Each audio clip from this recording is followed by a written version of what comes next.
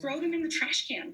What exactly are they basing this on? Denver Public Schools says the overall community trend requires them to shift more of their staff and students to remote learning to bring their building occupancy to 25% per health guidelines. But teachers wonder how this will help stop the spread if the change doesn't reduce class size. There are no extra staff members to provide support. They're not going to spread the kids out. So I don't understand how that is going to help anybody. TPS says the change for grades 3 through 5 will remain in effect until Thanksgiving. Parents believe their young kids will fall behind. The kids are doing everything right, and it feels like they're the ones being punished. The only thing that's going to be acceptable to this group is if 3rd through 5th grade goes back to school on Monday. Superintendent Cordova says she's heartbroken over this decision, but there is a need to balance the effort to reopen public schools and the need to drive down the COVID rates here in Denver.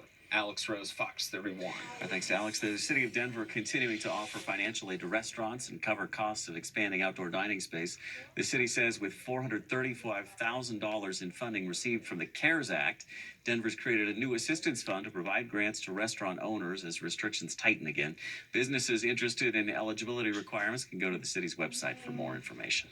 Live look at the state capitol tonight as Republicans are now responding to Governor Polis's order to send an extra $375 to Coloradans left without jobs because of the pandemic. And our questions new at 9, how will this affect the state budget, and is it really enough money to help those who have been unemployed for months? Fox 31 problem solver Rachel Skida is on it.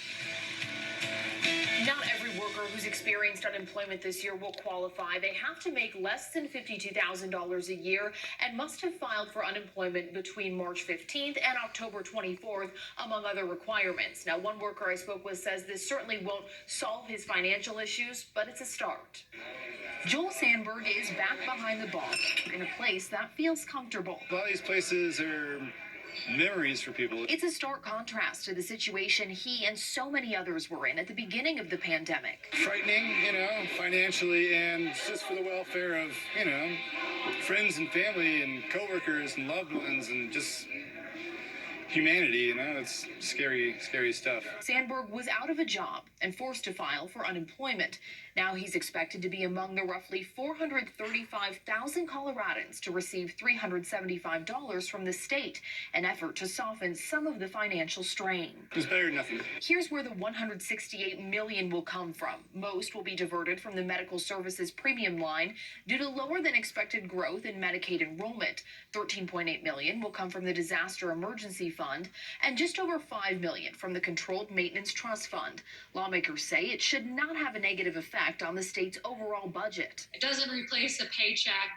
It certainly doesn't replace the salary. State Senator Carrie Donovan says they understand the move won't solve people's budget shortfalls. This is not the solution. This is just a part of the solution. People need to make rent payments and car payments now. People need to make child care payments if that's an expense.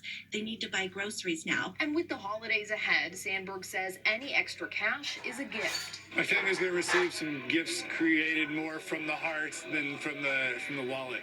I asked the governor's office if Republican lawmakers were consulted on this decision. I was told tonight that they were briefed on the announcement. A spokesperson for Republican state senators sent me a statement tonight saying, in part, it seems he, the governor, had no interest in seeking minority party input this time around.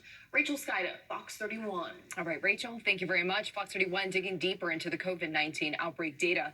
Our research found that outside of healthcare facilities, the biggest outbreaks in the metro area are happening at childcare facilities, schools, restaurants, offices, and retailers. We have county by county breakdown on those outbreaks posted right now on KDVR.com.